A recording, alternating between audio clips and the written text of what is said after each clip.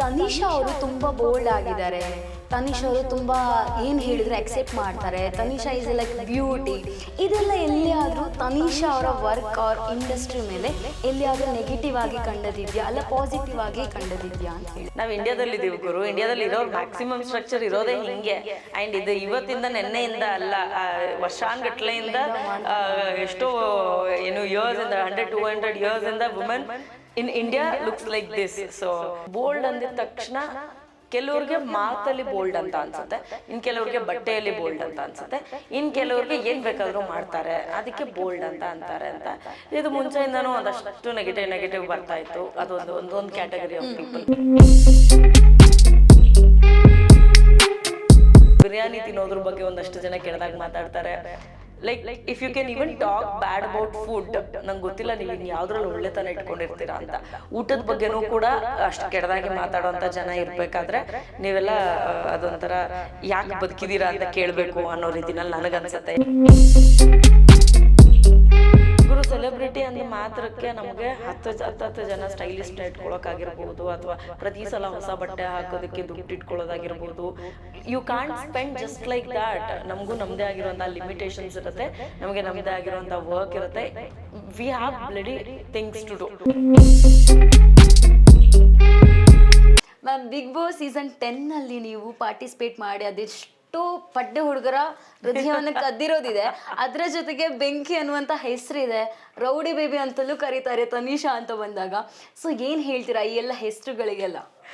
Actually ಈ ಥರದ್ದೆಲ್ಲ ಕರಿಬಹುದು ಅಂತ ನಾನೇನು ಯೋಚನೆ ಮಾಡಿರಲಿಲ್ಲ. ಯಾಕಂದರೆ ಈ ಥರ ಜಗಳ ಆಡೋದು ಅಥವಾ ಒಂದು ಸ್ವಲ್ಪ ಆವಾಜ್ ಹಾಕೋದು, ಹುಡುಗರ ಜೊತೆ ಕಿತ್ತಾಡೋದು, ಇದೆಲ್ಲ ಒಂಚೂರು ಕಾಮನ್ ಆಗಿಬಿಟ್ಟಿತ್ತು ನನಗೆ. ಸೊ ಹಾಗಾಗಿ ಮತ್ತು ನನ್ನ ಫ್ರೆಂಡ್ ಸರ್ಕಲಲ್ಲೂ ಅಷ್ಟೇ, ಹೋಗೋಕ್ಕೆ ಮುಂಚೆನೂ ಅಷ್ಟೇ, ಈಗಲೂ ಅಷ್ಟೇ. ಅಂದರೆ ಏನಾದರೂ ಆ ಥರ ವಾದ ಮಾಡೋವಂಥದ್ದು ಇತ್ತು ಅನ್ಬೇಕಾದ್ರೆ I make sure that I win. So ಆ ಥರದ್ದೆಲ್ಲ ಇರ್ತಿತ್ತು. ಅಲ್ಲೂ ಸ್ವಲ್ಪ ಹಾಗೆ ಅಂದರೆ ಅದೇ ಝೋನೇ ಇರ್ತಿತ್ತು.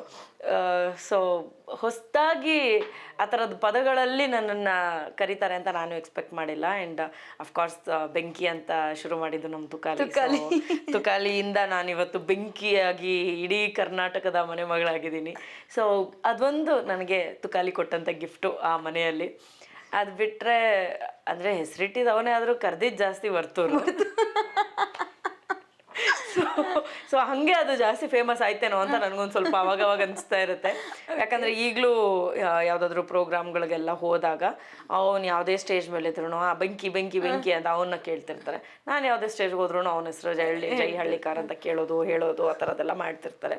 ಸೊ ಆ ಒಂದು ಮನೆಯಲ್ಲಿ ಸಿಕ್ಕಂಥದ್ದು rowdy baby because I fought with Vinay ಅಂತ ಕಾಣಿಸುತ್ತೆ. ಸೊ ಅದನ್ನ ಸ್ವಲ್ಪ ನನಗೆ ಭಾಳ ಜನ ಹೇಳಿದರು. ಅದು ಸ್ವಲ್ಪ ಅವಾಗವಾಗ ಬಂದು ಹೋಗ್ತಿರುತ್ತೆ. ಅದೊಂಥರ ರೌಡಿ ಬೇಬಿ ಒಳಗಡೆ ಇರ್ತಾರೆ, ಒಳಗಡೆ ಇರ್ತಾರೆ. ಅದೊಂದು ಮಲ್ಟಿಪಲ್ ಪರ್ಸನಾಲಿಟಿ ಇರ್ತಾರಲ್ಲ ಆ ಥರ ಹಿಂಗೆ ಇವಾಗ ಮತ್ತೆ ನಾರ್ಮಲ್ ಆಗಿಬಿಡ್ತೀನಿ ನಾನು. ಮತ್ತೆ I don't carry anything too much. Love, care, hatred, fight, anything for that matter. ನಾನು ಅದು ಯಾವುದನ್ನು ಜಾಸ್ತಿ ಕ್ಯಾರಿ ಮಾಡಲ್ಲ. ಸೊ ಏನಿರುತ್ತೋ ಅದು ಸ್ಮೂದಾಗಿ ಎಷ್ಟು ಬೇಕೋ ಅಷ್ಟರಲ್ಲಿದ್ದರೆ ಎಲ್ಲನೂ ಚೆನ್ನಾಗಿರುತ್ತೆ ಅಂತ ಐ ಬಿಲೀವ್ ಇನ್. ಸೊ ಯಾವುದು ಜಾಸ್ತಿ ಆದರೆ ನನಗೆ ಇಷ್ಟ ಆಗಲ್ಲ. ಹಾಗೆ ಅದೊಂಥರ ಸ್ಮೂತ್ ಸೇಲಿಂಗಲ್ಲಿ ಹೋಗ್ಬಿಟ್ರೆ ನಂಗೆ ಖುಷಿ ಆಗುತ್ತೆ. ಓಕೆ, ಬಿಗ್ ಬಾಸ್ ಮನೆಯಲ್ಲಿ ನಿಮ್ಮದೊಂದು ಒಳ್ಳೆ ರೀತಿಯ ಒಂದು ಸ್ನೇಹ ಇತ್ತು ಮ್ಯಾಮ್, ನಿಮ್ಮದು ಕಾರ್ತಿಕ್ದು ಸಂಗೀತಂದು. ಸೊ ಕಾರ್ತಿಕ್ ಮತ್ತೆ ನಿಮ್ಮ ನಡುವೆ ಈಗಲೂ ಕೂಡ ಸ್ನೇಹ ಚೆನ್ನಾಗಿದೆ, ನಾವು ನೋಡ್ತಾ ಇದ್ದೇವೆ ಸೋಷಿಯಲ್ ಮೀಡಿಯಾದಲ್ಲಿ. ಸಂಗೀತ ಅವರೆಲ್ಲೋ ಒಂಚೂರು ಮಿಸ್ ಆದ್ರಾ ಅಂತ? ಅವ್ರ ಮನೆ ಒಳಗಡೆನೆ ಮಿಸ್ ಆದ್ರು, ಸೊ ಹೊರಗಡೆನೂ ಮಿಸ್ ಆಗಿದ್ದಾರೆ. ಅಂದ್ರೆ ನಮ್ಮ ಝೋನಲ್ಲಿ ಆ ಥರದಷ್ಟೇ. ಫಾರ್ಮ್ಯಾಲಿಟಿಗೆ ಹಾಯ್ ಬಾಯ್ ಹೇಳೋವಂಥದ್ದಾಗಿರ್ಬೋದು ಅಥವಾ ಯಾವುದಾದ್ರೂ ಇನ್ವೈಟ್ ಮಾಡೋದಾಗಿರ್ಬೋದು, ಈ ಥರದ್ದೆಲ್ಲ ನಡೀತಾ ಇದೆ ಅಂತ ಹೇಳ್ಬೋದು ಅಷ್ಟೇ. ಈಗಲೂ ಕೂಡ ಟಚಲ್ಲಿ ಇದ್ದಾರೆ ಸಂಗೀತ ಅವ್ರು? ಹಂಗಾದ್ರೆ ತನಿಷಾ ಅವ್ರ ಜೊತೆ ಟಚಲ್ಲಿ ಅಂತಂದರೆ ರೆಗ್ಯುಲರ್ ಹಂಗೆ ಮಾತಾಡೋ ಥರದ್ದು ಏನಿಲ್ಲ. ನಾರ್ಮಲ್ ಅದೇ ಏನಾದರೂ ಒಂದು ಇದ್ದಾಗ ನಾನು ಈ ಅಂಗಡಿ ಓಪನಿಂಗಿಗೆ ಹೇಳಿದ್ದಾಗಿರ್ಬೋದು ಅಥವಾ ಬೇರೆ ಯಾವಾಗೋ ಹಾಯ್ ಹಾವೋಯು ಅಂತ ಕೇಳಿದ್ದಾಗಿರ್ಬೋದು, ಆ ಥರ ಇದೆ. ಮಾತಾಡ್ತಾರೆ ಹಾಗಾದ್ರೆ ಸಂಗೀತ ಅವ್ರು ತನಿಷಾ ಅವ್ರ ಹತ್ರ? ನಾವು ಮಾತು ಬಿಟ್ಟಿದೀವಿ ಅಂತ ಎಲ್ಲೂ ಹೇಳೇ ಇಲ್ಲ ಅಲ್ಲ. ಆಕ್ಚುಲಿ ಅಲ್ಲಿ ಫೈಟ್ ಮಾಡಿದ್ವಿ, ಅಲ್ಲಿ ಯಾರ ಜೊತೆ ಫೈಟ್ ಮಾಡಿಲ್ಲ ನೀವು ಹೇಳಿ, ಇನ್ಕ್ಲೂಡಿಂಗ್ ಕಾರ್ತಿಕ್ ಜೊತೆ ಫೈಟ್ ಮಾಡಿನೇ ಮನೆಯಿಂದ ಹೊರಗಡೆ ಬಂದಿರೋದು. ಸೊ ಅಲ್ಲಿ ಕಾಮನ್. ಆ್ಯಂಡ್ ಅದಲ್ಲದೆ ಹೊರಗಡೆ ಯಾರ್ಯಾರು ಟಚ್ಚಲ್ಲಿ ಇದ್ದಾರೋ ಅಥವಾ ಯಾರ್ಯಾರು ನಮಗೆ ಆಗಾಗ ಸಿಗ್ತಿರ್ತಾರೋ ಎಲ್ಲರ ಜೊತೆನಲ್ಲೂ ಟಚ್ಚಲ್ಲಿ ಇದ್ದೀವಿ. ಸೊ ಅದರಲ್ಲಿ ಅದೇನಿಲ್ಲ. ಅದಂದರೆ ಅದು ಬೆಳೆಸ್ಕೊಂಡು ಹೋಗಬೇಕು ಅನ್ನೋ ಉದ್ದೇಶನೂ ಇಲ್ಲ, ಬೆಳೆಸ್ಕೊಂಡು ಹೋಗಬಾರ್ದು ಅನ್ನೋ ಉದ್ದೇಶನೂ ಇಲ್ಲ, ನ್ಯೂಟ್ರಲ್ ಆಗಿದೆ. ಮ್ಯಾಮ್ ಕಾರ್ತಿಕ್ ಅವ್ರ ಜೊತೆ ನಿಮ್ಮ ಬಾಂಡಿಂಗ್ ತುಂಬಾನೇ ಚೆನ್ನಾಗಿದೆ. ಈಗೂ ಕೂಡ ನಾವು ನೋಡ್ತಾ ಇಟ್ಸ್ ಲೈಕ್ ಕ್ಯೂಟ್ ತರ ಅನ್ಸುತ್ತೆ ನಮಗೆ ನಿಮ್ಮಿಬ್ರದ್ದು. ಸೊ ನಿಮ್ಮಿಬ್ಬರ ಫ್ರೆಂಡ್ಶಿಪ್ ಬಾಂಡಿಂಗ್ ಬಗ್ಗೆ ಏನು ಹೇಳ್ತೀರಾ? ಯಾ, ನನ್ನ ಕಾರ್ತಿಕ್ ಫ್ರೆಂಡ್ಶಿಪ್ ಅಂತಂದರೆ ಅದರಲ್ಲಿ ಯಾವುದೇ ಥರದ ಒಂದು ಎಕ್ಸ್ಪೆಕ್ಟೇಷನ್ ಇರಲಿಲ್ಲ. ಮೇ ಬಿ ಎಕ್ಸ್ಪೆಕ್ಟೇಷನ್ ಇನ್ಬಿಲ್ಟ್ ಇತ್ತೇನೋ ನಮ್ಗೆ ಗೊತ್ತಾಗಲಿಲ್ಲ. ಆವಾಗಲೇ ನಾಮಿನೇಟ್ ಆದಾಗ ಅಥವಾ ಆ ಥರದ್ದೊಂದು ಸ್ಟೇಟ್ಮೆಂಟ್ ಅಂತ ಬಂದಾಗ ಬೇಜಾರಾಗಿತ್ತು. ಬಟ್ ಆಚೆ ಬಂದಮೇಲೆ we are way too practical. So ನಮ್ಮ ವರ್ಕಲ್ಲಿ ನಾನು ಬ್ಯುಸಿ ಇದ್ದೀನಿ, ಅವ್ರ ವರ್ಕಲ್ಲಿ ಅವ್ನು ಬ್ಯುಸಿ ಇದ್ದಾನೆ. ಅವ್ನದ್ದು ಯಾವುದಾದ್ರೂ ಒಂದು ಕೆಲಸ ಅಥವಾ ಫಂಕ್ಷನು ಸಿನಿಮಾ ರಿಲೇಟೆಡ್ ಏನೇ ಇದ್ರು ನಾ ಹೋಗ್ತೀನಿ, ನಂದೇನೇ ಇದ್ರು ಅವ್ರು ಬರ್ತಾರೆ. And otherwise also we keep meeting. So ಈ ಮುಂಚೆಯಿಂದನೂ ಪರಿಚಯ ಇದ್ದಿದ್ದರಿಂದ ನಮಗೊಂದಷ್ಟು ಜನ ಮ್ಯೂಚುವಲಲ್ಲೂ ಇದ್ದಾರೆ. ಸೊ ಕೆಲವೊಂದು ಕಡೆ ನಾವು ಹೋಗಿದ್ದು ಕಾಮನ್ ಫ್ರೆಂಡ್ಸ್ ಥ್ರೂ ಸಿಗ್ತಾ ಇರ್ತೀವಿ, ಅಥವಾ ಯಾವುದೋ ಪ್ರೀಮಿಯರ್ ಶೋ ಆಗಿರ್ಬೋದು. ಬಟ್ ರೇಗ್ಸೋದಂತೂ ಅವನ್ನ ಇವತ್ತಿನವರೆಗೂ ಬಿಟ್ಟಿಲ್ಲ ನಾನು. ಪಾಪ ಅವ್ನು ಎಲ್ಲೇ ಸಿಕ್ಕಿದ್ರು ನಾನು ಮೇಕಪ್ ಕಳ್ತನ ಮಾಡಿದೆ ಅಂತ ಹೇಳೋದಾಗಿರ್ಬೋದು, ಆಮೇಲೆ ಇನ್ನೇನೋ ಒಂದು ನಂಗೇನು ಕೊಡ್ಸಿಲ್ಲ ಅಂತ ಹೇಳೋದಾಗಿರ್ಬೋದು. ಈ ಥರದ್ದೆಲ್ಲ ಏನಾದರೂ ಒಂದು ಅಲರ್ಟ್ ಥರ ಮಾತಾಡ್ತಾ ಇರ್ತೀನಿ. ಅದು ಬಿಟ್ಟರೆ ಲೈಕ್ ಏನು ಇಲ್ಲ, we are all normal, happy, easy going, flow is good. Okay ma'am, Big Boss ಮನೆಯಿಂದ ಬಂದಮೇಲೆ ತನೀಷಾ ಅವ್ರಿಗೆ ಯಾವೆಲ್ಲ ಆಪರ್ಚುನಿಟೀಸ್ ಬಂತು? Bigger opportunities actually. ಇನ್ಫ್ಯಾಕ್ಟ್ ನಾನು ಅದನ್ನು ಎಕ್ಸ್ಪೆಕ್ಟ್ ಮಾಡಿರಲಿಲ್ಲ. I should feel good for what ever it is. ಹೇಗೆ ಅಂತಂದರೆ ಒಂದಷ್ಟು ಈವೆಂಟ್ಸ್, ಅದು ಅಂದರೆ ನಾನು ಈ ಮುಂಚೆ ಬಿಗ್ ಬಾಸ್ ಹೋಗೋಕ್ಕಿಂತ ಮುಂಚೆ ಮಾಡ್ತಾ ಇದ್ದಿದ್ದು ಈವೆಂಟ್ಸ್ ಅಂತ ಬಂದಾಗ ಆ್ಯಂಕರಿಂಗ್, ಗೆಸ್ಟಾಗಿ ಹೋಗಿದ್ದು ತುಂಬ ಕಡಿಮೆ. ಬಟ್ ನಮ್ಮ ಬಿಗ್ ಬಾಸ್ ಆದಮೇಲೆ ಗೆಸ್ಟಾಗಿ ಹೋಗ್ತಾ ಇರೋದ್ರಿಂದ ಒಂದಷ್ಟು ಈವೆಂಟ್ಸ್ಗಳನ್ನ ನಾನು ಅಟೆಂಡ್ ಮಾಡ್ತಾಯಿದ್ದೀನಿ ಇವತ್ತಿಗೂ, which is God's grace, parents blessings, all ನನ್ನ ಪ್ರೀತಿಯಿಂದ ಇವತ್ತಿನವರೆಗೂ ನೋಡ್ಕೊಂಡು ಬಂದಿರೋಂಥ ಎಲ್ಲ ನಮ್ಮ ಅಭಿಮಾನಿಗಳ ಆಶೀರ್ವಾದ. ಒಂದಷ್ಟು ವರ್ಕ್ ಅಂತ ನನಗೆ ಈವೆಂಟ್ಸ್ ಮೂಲಕ ಸಿಗ್ತಾ ಇರೋದು. ಅದಾದ ನಂತರ ಇನ್ನೊಂದಷ್ಟು ಸಿನಿಮಾಗಳು. ಸೊ ಮೋರ್ ಎಕ್ಸ್ಪೋಜರ್, ಅದ್ರ ಜೊತೆಗೆ ಒಂದಷ್ಟು ಸಾಂಗ್ಸ್ ಪರ್ಫಾರ್ಮ್ ಮಾಡಿದ್ದೀನಿ. Which and all was like again ನಾನು ಯಾವಾಗೋ ಸ್ಕೂಲಲ್ಲಿ ಈ ಥರದೊಂದು ಸಾಂಗ್ ಮಾಡಬೇಕಾಗಿತ್ತು, ಕಾಲೇಜಲ್ಲಿದ್ದಾಗ ಈ ಥರದೊಂದು ಕ್ಯಾರೆಕ್ಟರ್ ಮಾಡಬೇಕಾಗಿತ್ತು ಅಂತ ಈ ಥರದ್ದೆಲ್ಲ ಏನೇನು ಅಂದ್ಕೊಂಡು ಸುಮ್ಮನೆ ಜಸ್ಟ್ ಲೈಕ್ ದಟ್ ಹಿಂಗೆ ಪಾಸ್ ಆಗಿದ್ದು ಇವಾಗ ನನಗೆ ಸಾಕ್ತಾ ಇದೆ. ಸಿನಿಮಾ ಸದ್ಯಕ್ಕೆ ಪೆನ್ ಡ್ರೈವ್ ಶೂಟ್ ಕಂಪ್ಲೀಟ್ ಆಗಿದೆ. ಅದಾದ ನಂತರ ನಮ್ಮ ಪ್ರೊಡಕ್ಷನ್ ಹೇಳಲೇಬೇಕು, ಕುಪ್ಪಂಡಾಸ್ ಪ್ರೊಡಕ್ಷನಲ್ಲಿ ಮೊದಲನೇ ಸಿನಿಮಾ ಕೋಣ. ಸೊ ಕೋಣ ಬಂದು ಆಲ್ಮೋಸ್ಟ್ 80% ನಾವು ಶೂಟ್ ಕಂಪ್ಲೀಟ್ ಮಾಡಿದ್ದೀವಿ. And being a producer is a big deal, definitely a big deal. Cinema ತುಂಬ ಚೆನ್ನಾಗಿ ಮೂಡ್ ಬಂದಿದೆ. ಕೋಮಲ್ ಸರ್ ಸಿಕ್ಕಾಪಟ್ಟೆ ಚೆನ್ನಾಗಿ ಆ್ಯಕ್ಟ್ ಮಾಡಿದ್ದಾರೆ. And such a ground to earth person. Literally ಅಷ್ಟು ಹಂಬಲ್ಲಾಗಿ, ಅಷ್ಟು ಈಸಿಯಾಗಿ ನಮಗೆ ಶೂಟಿಂಗ್ನ ಮಾಡಿಕೊಟ್ಟಿದ್ದಾರೆ. ಯಾವುದಕ್ಕೂ ಯಾವುದೇ ರೀತಿಯಾದೊಂದು ಡಿಮ್ಯಾಂಡ್ ಮಾಡಲಿಲ್ಲ, ಯಾವುದಕ್ಕೂ ನನಗೆ ಅದು ಕಷ್ಟ ಇದು ಕಷ್ಟ ಅಂತ ಹೇಳಿಲ್ಲ. ಅಂದರೆ ಲೈಕ್ ಈಗ ರೈಟ್ ನಾನೊಂದಷ್ಟು ಜನರ ಜೊತೆ ಆ್ಯಕ್ಟ್ ಮಾಡ್ಕೊಂಡು ಬಂದಿರ್ತೀನಲ್ಲ, ನಿನ್ನೆ ಮೊನ್ನೆ ಸಣ್ಣ ಪುಟ್ಟದೇನೋ ಮಾಡ್ಕೊಂಬಂದಿರ್ತಾರೆ. ಅವರೇನೆ ಅಲ್ಲತ್ಬೇಕಾ, ಇಲ್ಲಪ್ಪ ನನ್ನ ಕೈಲಾಗಲ್ಲ, ಇಲ್ಲೆತ್ಬೇಕಾ, ಸರಿ ಇನ್ನೊಂದೇನೋ ಒಂದು ಆ ರೀತಿ ಅದನ್ನು ನಾನೇ ನೋಡಿದ್ದೀನಿ. ಅಂದರೆ ಅಫ್ಕೋರ್ಸ್ ನಮ್ಮ ಪ್ರೊಡಕ್ಷನ್ ಅಲ್ಲಲ್ಲ, ಸೊ ಬೇರೆ ಕಡೆ ನಾ ಕೆಲಸ ಮಾಡಬೇಕಾದ್ರೆ ಆ ಥರ ಹೇಳೋದನ್ನು ಅಥವಾ ಸಮಯ ಬೇಕು ಅದಕ್ಕೆ ಅಂತ ಅನ್ನೋದನ್ನು ನಾನೇ ಕಣ್ಣಾರೆ ನೋಡಿದ್ದೀನಿ, ಕೇಳಿದ್ದೀನಿ. ಸೊ ನಮ್ಮ ಪ್ರೊಡಕ್ಷನ್ ಅಂತ ಬಂದಾಗ I am very happy and we are blessed. Komal sir ಅವರ ಪ್ರಾಜೆಕ್ಟನ್ನು ನಾವು ಕೈಗೆ ತೊಗೊಂಡ್ವಿ ಅನ್ನೋದಕ್ಕೆ. ಬಿಕಾಸ್ ಬೇರೆ ಯಾರಾದರೂ ಆಗಿದ್ದರೆ ನಮ್ಗೆ ಇನ್ನೇನೋ ಆಗ್ಬಿಡ್ತಿತ್ತು ಅನ್ನೋ ಭಯ ನಮ್ಮನ್ನು ತುಂಬ ಕಾಡ್ಬಿಡ್ತು. ಯಾಕೆಂದರೆ it was definitely for Komal sir we produced. So ಈ ಒಂದು ಓವರ್ ಆಲ್ ಪ್ರಾಜೆಕ್ಟ್ ಏನೇ ಇದ್ರೂ ಒಂದು ಕೋಣ, ಇನ್ನೊಂದು ಕೋಮಲ್ ಸರ್, ಆಮೇಲೆ ಉದ್ಭವ ಆಗಿದ್ದು ಕುಪ್ಪಂಡಾಸು. ಸೊ K ಇದೆ ಇಲ್ಲಿ. So we want to really rock. ತುಂಬ ಚೆನ್ನಾಗಿ ಮೂಡಿ ಬಂದಿದೆ. ಸಾಂಗ್ಸ್ ಅಂತೂ ಸಿಕ್ಕಾಬಡೆ ಚೆನ್ನಾಗಿದೆ. ಶಶಾಂಕ್ ಶೇಷಗಿರಿ ಅವರ ಮ್ಯೂಸಿಕ್. ಇನ್ನೊಂದಷ್ಟು ನನ್ನ ಫೇವ್ರೆಟ್ ಸಿಂಗರ್ಸ್ ಹತ್ರ ಆಡಿಸ್ಬೇಕು ಅಂತ ತುಂಬ ಆಸೆ ಇದೆ. ಆ್ಯಂಡ್ ಅದರಲ್ಲಿ ನನ್ನ ಒಂದು ಕ್ರಶ್ ಕೈಯಲ್ಲಿ ಆಡಿಸ್ಬೇಕು ಅಂತ ಇನ್ನೊಂದಷ್ಟು ಇದೆ. ಸೊ ಯಾ, ಅದು ರೆಕಾರ್ಡ್ ಆದ್ಮೇಲೆ ಹೇಳ್ತೀನಿ ನಾನು. ಅಲ್ಲ ಮ್ಯಾಮ್, ಎಲ್ಲ ನನ್ನ ಸೆಲೆಬ್ರಿಟಿ ಕ್ರಶ್ ಅಂತ ನಾನು ತುಂಬ ಕಡೆ ಹೇಳಿದ್ದೀನಿ. ನೀವು ಹೇಳಿದ್ರಿ ಸೆಲೆಬ್ರಿಟಿ ಕ್ರಶ್ ಇವ್ರ ಹತ್ರನೇ ಹಾಡಿಸ್ಬೇಕು ಅಂತ. ಯಾರು ಮ್ಯಾಮ್? ಅಂದರೆ ನನ್ನ ಫೇವ್ರೆಟ್ ಸಾಂಗ್ ಇರೋದಾಗಿರ್ಬೋದು, ಅಥವಾ ನನಗೆ ಕ್ರಶ್ ಅಂದರೆ ಬರ್ಡೇ ವಿಶ್ ಮಾಡಬೇಕಾದ್ರೂ ನನ್ನ ಫೇವ್ರೆಟ್ ಕ್ರಶ್ ಅಂತಲೇ ನಾನು ವಿಶ್ ಮಾಡೋದು. So it is of course Vasishtha Simha ಅವರು. ಸೊ ಅವ್ರ ಕೈಯಲ್ಲಿ ನಾವು ಒಂದು ಸಾಂಗ್ನ ಹಾಡಿಸ್ಬೇಕು ಅಂತ ಅಂದ್ಬಿಟ್ಟು ಅಪ್ರೋಚ್ ಮಾಡಿದ್ದೀವಿ. ಯಾ, ಅದು ರೆಕಾರ್ಡ್ ಆಗಲಿ ಆಮೇಲೆ ನಾನು full happy. Ma'am, Vasishtha Simha ಅವರು ಇದನ್ನೀಗ ನೋಡಿ ಹರಿಪ್ರಿಯ ಅವರು ಉರ್ಕೊಂಡು ನೆಕ್ಸ್ಟ್ ನಿಮ್ಗೆ ಕಾಲ್ ಮಾಡ್ಲಿಕ್ಕಿಲ್ಲಲ್ಲ? ಸುಮ್ಮನೆ ನೀವು ಏನಿಲ್ಲ, ಮೇಡಮ್ ತುಂಬಾ ಸಪೋರ್ಟಿವ್ ಆಗಿದ್ದಾರೆ. ಅವರು ನನಗೋಸ್ಕರ ಹಾಡ್ಕೊಟ್ರೆ ನಾನು ಏನನ್ನ ಅಂದ್ರೆ ನನಗೋಸ್ಕರ ಅಲ್ಲ, ಇದು ದಿಸ್ ಇಸ್ ಫಾರ್ ಮೂವಿ, ಸಿನಿಮಾಗೋಸ್ಕರ, ಕೋಣಗೋಸ್ಕರ. ಹಾ, ಕೋಣಗೋಸ್ಕರ ಹಿಂಗೆಲ್ಲ ಕೂಡ ಕೆಲಸ ಮಾಡಬೇಡಿ. ಅವ್ರಿಗೂ ಗೊತ್ತಿದೆ ಇವ್ರು ನನ್ನ ಕ್ರಶ್ ಅಂತ. ಹೌದು, ಡೆಫಿನೆಟ್ಲಿ. ಸೊ ವಸಿಷ್ಠ ಸಿಂಹ ಸರ್ ಅವ್ರ ಹತ್ರ ಆಡಿಸ್ಬೇಕು ಅಂತ. ಅದೊಂಥರ ಅಂದರೆ ಮರೆತೆ ಹೋದನು is my very favourite song. So ಆ ಧ್ವನಿ ಅದು ಹಾಗೆ ಕಿವಿಯಲ್ಲಿ ನನಗೆ ಹೇಗಿದೆಯೋ ತುಂಬ ಜನಕ್ಕೂ ಹಾಗೆ ಇದೆ. ಅವ್ರ ವಾಯ್ಸ್ಗೆ ತುಂಬ ಜನ ಫ್ಯಾನ್ಸ್ ಇದ್ದಾರೆ. ಸೊ ನನ್ನ ಒಂದು ಆಸೆ, ಕ್ರಶ್ ಆಸೆ ಆಸೆ ಆಸೆ ಆಸೆ ಹಾಡಿಸ್ಬೇಕು ಅಂತ ಅಂದ್ಬಿಟ್ಟು. So yeah, I hope it goes well. Okay ma'am, ಈಗ ಬಿಗ್ ಬಾಸ್ ಅಲ್ಲಿ ಮಾತಾಡ್ತಿದ್ವಿ ನಾವು. ಬಿಗ್ ಬಾಸ್ ಅಂತ ಬಂದಾಗ ಎಲ್ರಿಗೂ ಕೂಡ ಸುದೀಪ್ ಸರ್ ನೆನಪಾಗಿ ಆಗ್ತಾರೆ.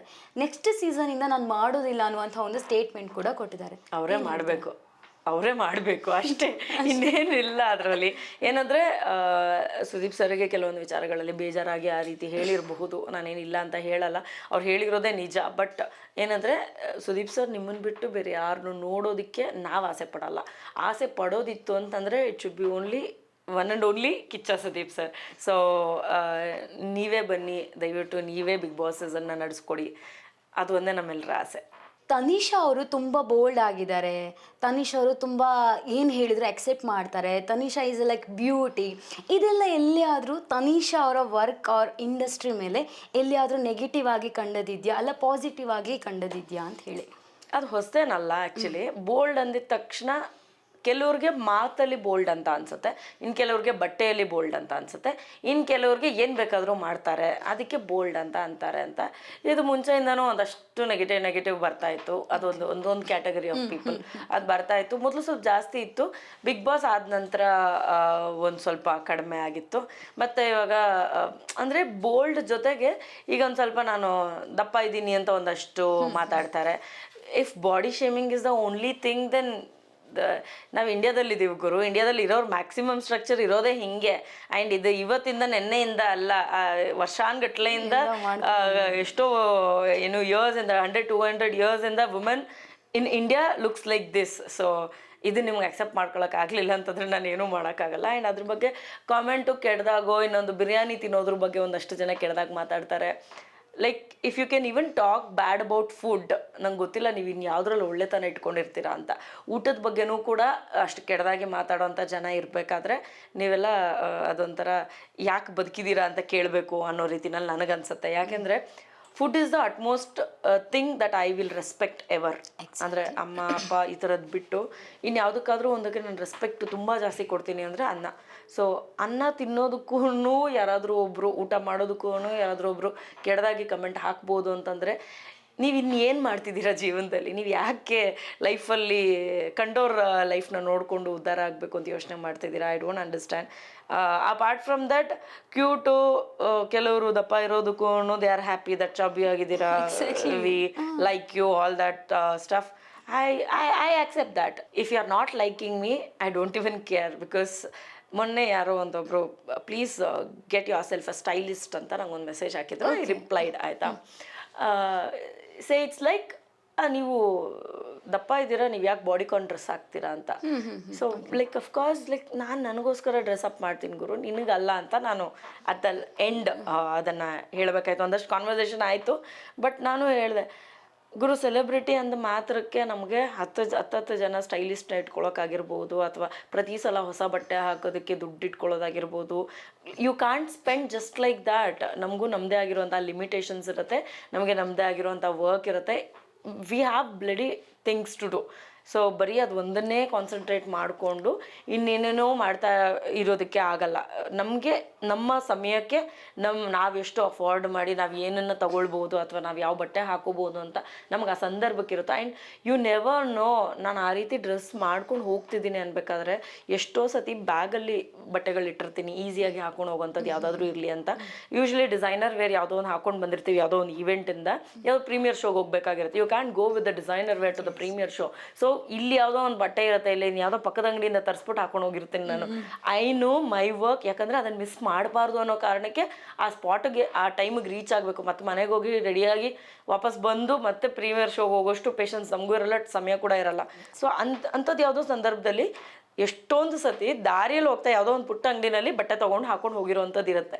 ಸೊ ಹೀಗೆಲ್ಲ ಇರ್ತಾ ಇರಬೇಕಾದ್ರೆ ನೀವು ಯಾರೋ ಅಲ್ಲೆಲ್ಲೋ ಮೂಲೆನಲ್ಲಿ ಕೂತ್ಕೊಂಡು and half the time I get it from the fake profile ಮಾಡ್ಕೊಂಡು ಮಾತಾಡೋಂಥವ್ರಿಗೆಲ್ಲ ಟೈಮ್ ವೇಸ್ಟ್ ಮಾಡಬೇಕು ಅಂತ ನಾನು ಅನ್ಕೋತೀನಿ. But I do reply. ಏನಕ್ಕೆ ಅಂತಂದರೆ ನಿಮ್ಮ ಯೋಗ್ಯತೆ ನಿಮಗೆ ಅರ್ಥ ಆಗಬೇಕು ಅನ್ನೋದಕ್ಕೆ. ಬ್ಯಾಡ್ ಕಮೆಂಟ್ ಮಾಡೋರ್ಗು ಅದೇ ನಿಮ್ದು ಆನ್ಸರ್ ಮ್ಯಾಮ್. ಹಂಗಾದ್ರೆ ಹೌದು, I do reply and then block them.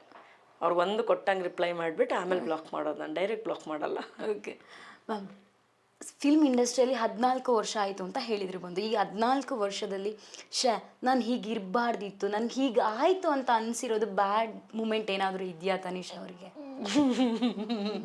ಹೌದು, ಒಂದಿದೆ. ಒಂದು ಸಣ್ಣ ಪುಟ್ಟದು ಒಂದೆರಡಿದೆ. ಒಂದು ಇನ್ಯಾರ್ದೋ ಒಂದು ಮಾತು ಕೇಳಿಕೊಂಡು ಅಶ್ವಿನಿ ನಕ್ಷತ್ರ ಸೀರಿಯಲ್ನ ಮಧ್ಯಕ್ಕೆ ಬಿಟ್ಟಿದ್ದು. ಏನಕ್ಕೆ ಅಂತಂದರೆ ಈ ಜರ್ನಿನಲ್ಲಿ ನನಗೆ ಅಷ್ಟು ಫೇಮ್ ತಂದುಕೊಡುತ್ತೆ ಸೀರಿಯಲ್ಲು ಅಂತ ನಂಗೆ ಗೊತ್ತಿರಲಿಲ್ಲ. ಅದೇ ಮೊದಲನೇ ಸೀರಿಯಲ್ಲು. ಸೊ ಯಾವುದೋ ಒಂದು ಪರ್ಸ್ನಲ್ ಡಿಸ್ಕಷನಲ್ಲಿ ಒಬ್ಬರು ಮಾತು ಕೇಳಿ ಸರಿ ಓಕೆ ನಮ್ಮ ಸೀರಿಯಲಿಂದ ಒಂದು ಸ್ವಲ್ಪ ಆಚೆ ಹೊರಟೆ. ಸೊ ಹಾಗಾಗಿ ಅದೊಂದನ್ನು I regret. Apart from that ಇನ್ನೊಂದು ಭಟ್ರ ಸಿನಿಮಾಗೆ ಒಂದು ಆಪರ್ಚುನಿಟಿ ಸಿಕ್ಕಾಗ, I don't even know which character ಅಂತ, ಬಟ್ ಆಪರ್ಚುನಿಟಿ ಸಿಕ್ಕಾಗ ಅದನ್ನು ಮಾಡಲಿಲ್ಲ ಅನ್ನೋದು ಒಂದು ಸ್ವಲ್ಪ ಬೇಜಾರಿದೆ. ಯಾಕಂದರೆ ಅದಾದಮೇಲೆ ಇನ್ನೊಂದಷ್ಟು ಸಮಯ ನನಗೆ ಯಾರೂ ಕಾಲೇ ಮಾಡಲಿಲ್ಲ. ಅವಾಗ ಏನಾಗಿತ್ತು ಅಂದರೆ ಒಂದು ತಮಿಳು ಸಿನಿಮಾ ಹೀರೋಯಿನ್ ಆಗಿ 1-2 ಏನೋ ಮಾಡ್ತಾಯಿದ್ದೆ. ಸೊ ಕನ್ನಡದಲ್ಲೂ ಯಾವುದೋ 1-2 ಸಿನಿಮಾ ಹೀರೋಯಿನ್ ಆಗಿ ಮಾಡ್ತಾಯಿದ್ದೆ. ಸೊ ಇವಾಗ ಯಾರೋ ಹೇಳ್ಕೊಟ್ಟಿದ್ದೇನೆ ಮತ್ತೆ ಅದೇ. ಸೊ ಅದು ಹೆಂಗೆ ಬಂತು ಅಂತಂದರೆ ಹೀರೋಯಿನ್ ಆಗಿದೆಯಮ್ಮ ಮತ್ತು ಇನ್ನೇನು ಪಾತ್ರಗಳನ್ನ ಮಾಡ್ತೀಯಾ ಅನ್ನೋ ಥರದಲ್ಲಿ. ಸೊ ಸ್ವಲ್ಪ ಪಾತ್ರ ಆಯಿತು ಅಂತಂದರೆ ಇನ್ನು ಯಾವುದೋ ಒಂದು ಮಾಡಲ್ಲ ನಾನು ಅನ್ನೋ ಥರದಲ್ಲಿ ಅದೊಂದನ್ನು ಯಾವುದೋ ಒಂದನ್ನು ರಿಜೆಕ್ಟ್ ಮಾಡಿದೆ. ಅದಾದ ನಂತರ ಒಂದಷ್ಟು ಸಮಯ ನನಗೆ ಒಂದು 5-6 ತಿಂಗಳು 8 ತಿಂಗಳು ಏನೋ ಕೆಲಸನೇ ಬರಲಿಲ್ಲ. So these 2 things I totally regret. ನಮ್ಮ ಇಂಡಸ್ಟ್ರಿನಲ್ಲಿ ಯಾವುದಕ್ಕೂ ಪರ್ಮನೆಂಟ್ ಸ್ಯಾಲ್ರಿ ಇರಲ್ಲ ಅನ್ನೋದೊಂದು ಕಾರಣ, ಕೆಲಸ ಮಾಡಿದ್ರೇ ನಮಗೇನೋ ಒಂದು ಬರೋದು ಅನ್ನೋಂಥ ಕಾರಣ ಇರೋದ್ರಿಂದ ಒಂದು ನಮಗೆ ಬಿಸ್ನೆಸ್ ವೈಸ್ ಏನಾದರೂ ಒಂದು ಬರ್ತಾ ಇತ್ತು ಅಂತಂದರೆ ನಮ್ಮ ಜೀವನ ನಡ್ಸ್ಕೊಂಡು ಹೋಗೋದಕ್ಕೆ ಸುಲಭ ಆಗುತ್ತೆ ಅನ್ನೋ ಒಂದು ಉದ್ದೇಶದಿಂದ ಬಂದಿತ್ತು. And of course with an interest. So Kuppanna's jewellery ನಾವು ಮಾಡಿದ್ದು, ದಟ್ ಈಸ್ ಸೈಡಲ್ಲಿ ಅದೊಂದು ವರ್ಕ್ ನಡೀತಾ ಇರುತ್ತೆ. ಮ್ಯಾಮ್ ಇನ್ನೊಂದೇನು ಅಂತ ಹೇಳಿದ್ರೆ, ತನಿಷಾ ಅವರು ಎಲ್ಲರ ಈಗ ಸಿಕ್ಕಾಪಟ್ಟೆ ಮದುವೆ ಸೀಸನ್ ಬರ್ತಾ ಇದೆ, ಎಲ್ಲರ ಮದುವೆಗೆ ತನಿಷಾ ಅವರು ರೆಡಿಯಾಗಿ ಹೋಗೋದೇ ಇದೆ. ಅದನ್ನ ನೋಡೋದು ನಮ್ಗೆಲ್ರಿಗೂ ಒಂದು ಖುಷಿ ಇದೆ. ಎಲ್ಲರ ಪ್ರಶ್ನೆ ಮ್ಯಾಮ್, ನಂದು ಮಾತ್ರ ಅಲ್ಲ. ನಿಮ್ಮ ಮದುವೆ ಆಗಿದೆಯಾ? ನಿಮ್ಮ ಮದುವೆ ಆಗಿದೆಯಾ? ಯಾವಾಗ ಮ್ಯಾಮ್? ಯಾವಾಗ ಅಂತ ನನಗೂ ಗೊತ್ತಿಲ್ಲ. ಗೊತ್ತಾದಾಗ ಒಂದು ಇನ್ವಿಟೇಷನ್ ಕಾರ್ಡ್ ಅಂತ ಮಾಡಿಸ್ತೀನಿ. ಆವಾಗ ಖಂಡಿತವಾಗ್ಲೂ ನಿಮ್ಮೆಲ್ರಿಗೂ ನಾನೇ ವಿಡಿಯೋ ಮಾಡಿ ಹಾಕ್ತೀನಿ. ಇನ್ನೊಂದು, ನಾನು ತನಿಷಾ ಅವರ ಇಂಟರ್ವ್ಯೂ ಬರ್ತಾ ಇದ್ದೇನೆ ಅಂತ ಹೇಳಿದಾಗ ನನ್ನ ಫ್ರೆಂಡ್ಸ್ ಅವ್ರು ಕೇಳಿರುವಂಥ ಕ್ವಶನ್ ಇದು ನಿಮ್ಗೆ ಕೇಳ್ತಾ ಇದ್ದಾನೆ. ಏನು ಅಂತ ಹೇಳಿದ್ರೆ, ತನಿಷಾ ಅವ್ರದ್ದು ಮತ್ತು ನಮ್ಮ ವರ್ತೂರ್ ಕಪಲ್ ಸಖತ್ತಾಗಿದೆ, ಚಿಂದಿ ಇದೆ ಅಂತೆಲ್ಲ ಹೇಳೋದಿದೆ. ಮ್ಯಾಮ್ ಇದಕ್ಕೆ ಏನು ಹೇಳ್ತೀರಾ ನೀವು? ಇದು ತುಂಬ ಸರಿ ಕ್ಲಾರಿಟಿ ಕೊಟ್ಬಿಟ್ಟಿದ್ದೀನಿ ನಾನು. He is a very good friend of main. Varthur ನನಗೆ ಮನೆ ಒಳಗಡೆ ಎಷ್ಟು ಕ್ಲೋಸ್ ಇದ್ರು ಹೊರಗಡೆ ಕೂಡ ಅಷ್ಟೇ ಕ್ಲೋಸ್ ಇದ್ದಾರೆ. ಬಟ್ ನಾವು ರೆಗ್ಯುಲರ್ ಆಗಿ ಮಾತಾಡುವಂಥ ವ್ಯಕ್ತಿಗಳಲ್ಲ. ಅವ್ರು ಅವ್ರದ್ದೇ ಕಾಲಲ್ಲಿ ಅಥವಾ ಅವ್ರದ್ದೇ ವರ್ಕಲ್ಲಿ ಬ್ಯುಸಿ ಇರ್ತಾರೆ, ನಾವು ನಮ್ಮದೇ ವರ್ಕಲ್ಲಿ ಬ್ಯುಸಿ ಇರ್ತೀವಿ.